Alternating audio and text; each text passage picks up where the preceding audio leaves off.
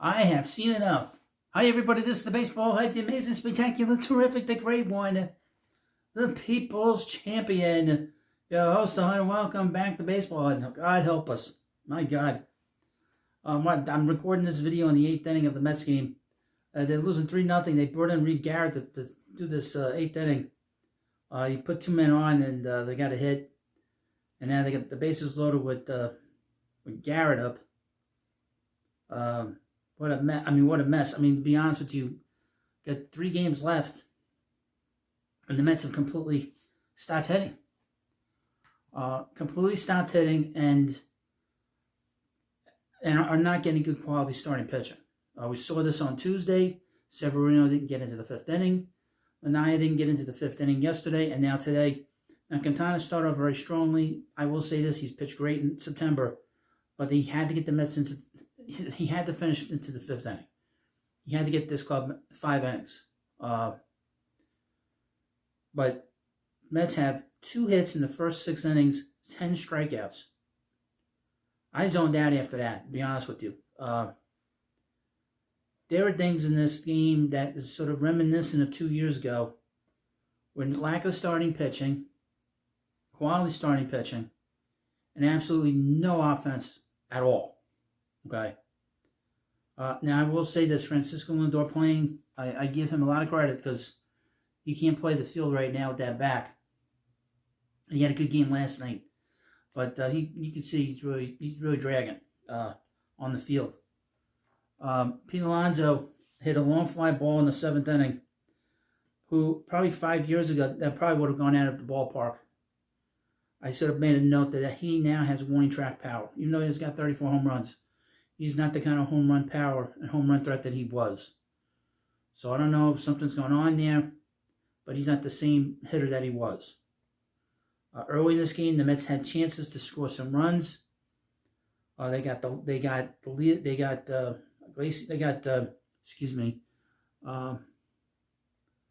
Iglesias up in the 1st inning. They didn't move him over. They didn't get him in. Then they'll finish that 1st inning hard hit ball to shortstop. In the 2nd inning, Adames made an error. Pete went to second on the error. They left him at second. In the 4th inning, big single by Joey Ortiz to put them ahead. In the 5th inning, Starlin Marte had a leadoff double. They left him at third. Luis Torrens moved him over, but Bader popped out, which was the key to bat in that inning. Getting out, because they had the infield back. They weren't playing the infield end in that spot with a 2-run lead, and then Acuna had a good pitch to hit, but he flied out to right field.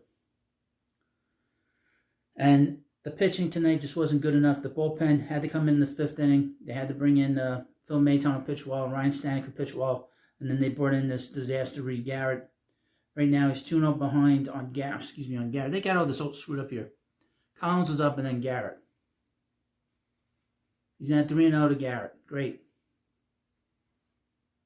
Or to Ortiz. They got this all screwed up. Excuse me. I'm all screwed up. This is how pissed off I am right now. I'm all messed up. So Joey Ortiz, who got picked up for Corbin Burns before the season started, he walked in at bat. It's 4-0 Brewers. Great. Now, right now, the Braves and the Royals are tied 1-1. And the other game, there's no score in the other game right now with the Diamondbacks and the Padres. So we're going to keep an eye on all this for a couple minutes. But this is the same nonsense that we've seen 2 years ago where they didn't score runs late. Now they're bringing in one of the Youngs. They're bringing Danny Young in this inning. The horse is out of the barn right now, and the cat's out of the bag, as Kramer said. But this is very disappointing, and it's the same monkey crap we saw 2 years ago.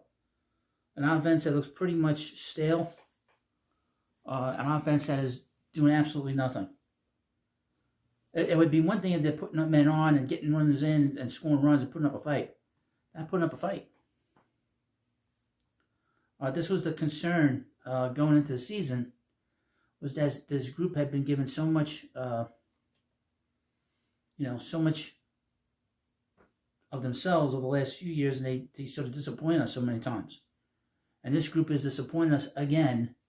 But I will say that, they still have a shot, believe it or not. But they have to get one win. They have to get one game over the next 3 days, because that is really the key. Because if they can get one game, get one win, and the Diamondbacks don't win any more games, the Mets go to the postseason. But they're going to need some help. But they have to win between now and Monday. Right now, let me just go through the wild card right now. So Arizona has 88 wins. Let's need one game to get to tie them if Arizona doesn't win a game. It's asking a lot. Because Arizona is the National League champion from last year. And they actually have more wins than they did last year. So getting this last win is going to... I've never seen a team struggle so much in big spots. People bring up all these teams in the past. This team doesn't score runs. And that has been I would mention, no, at the same time. The biggest issue with the Mets is always they don't score runs when they need to. And when you don't score runs, you cannot win. In the past, the Mets have always gotten good pitching, and I've said if they get good pitching and if they get good hitting, they'll win. And obviously tonight they didn't hit, and they did not get a quality start out of Quintana, which is the third straight of non-competitive start they've had from a starter. I know he pitched well early on, but it wasn't like his other starts. It wasn't the start in Philadelphia. It wasn't a start against the Nationals. I'm sure the layoff didn't help, but this just isn't going to happen today. I'd be very surprised against this bullpen and Murphy there in Milwaukee. He's using all those big boys today. I don't know who he's going to use tomorrow, but he's not going to use those big guys tomorrow. But the Mets have to score some runs here. They did a bullpen game today. What we got here? A single now up the middle. 2 runs are going to score. 6-0. I would mention, note, at the same time, the 2 Youngs, both of them have pitched poorly in September. So the Mets have gone in September without a good lefty in that bullpen. So I'll tell you, that Bader at bat in the 5th inning could have put a little oomph in this team, and we just didn't see it. And it's showing the Mets in the dugout, they look completely out of it. Completely out of it, on their heels. And exactly how they looked 2 years ago. Completely shot. Most people do videos when the game's over. I usually do these videos before the game, after the game's over, not during the game. But, I spend a lot of time watching the games, and you know how this is going to end up. Now, right now, it's 9:40 as I do this video. And I do not have any kind of update. Let me see if there's an update on the other games. So, Churio's up a bat, 2 men on, 1st and 3rd. I'll tell you, he's a very talented player, I got to say. Let me see.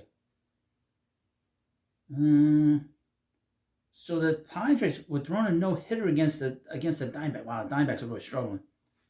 Wow.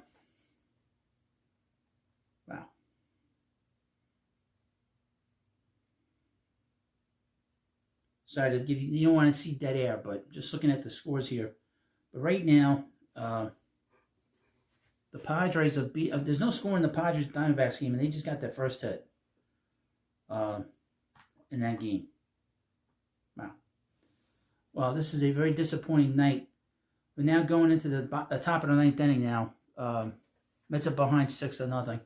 I would expect the Mets are not going to come back in this game. They got the top of the lineup up. He's bringing in Devin Williams. He's not screwing around now. I mean, he's bringing him in the 9th inning with a 6-run lead. He's getting his guys warmed up for Tuesday, whoever they play, either the Mets or the Diamondbacks, but or the Braves at this rate. But the Mets have looked so bad against the Brewers this year. They look like a team that's so far behind where the Brewers are. But you see, folks, hope is not all lost in the long term, because I'll say this again. The Brewers general manager for all these years, up until this year, was was David Stearns, and he built that team. So you see where the Mets are going to go, where the Mets are going to be in another year or two. And the Mets have money to spend, unlike the Brewers. The Brewers don't have the kind of money the Mets will have at their hands this offseason.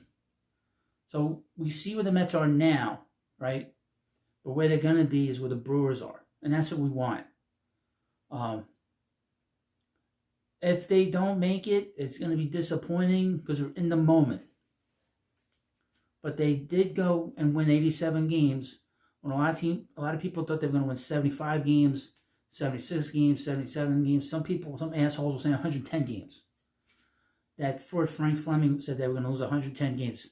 That's not going to happen. Let's have a good manager, have a good owner. They have a plan. They stuck with the plan, you know. They didn't trade any big prospects. You know, there was that story about Luis and Acuna getting,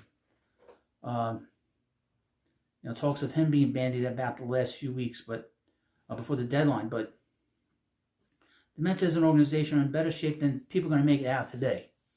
But this is the same group that has failed the last few years. This is the same group, to be honest with you. And, I hate to be mean and bring it up.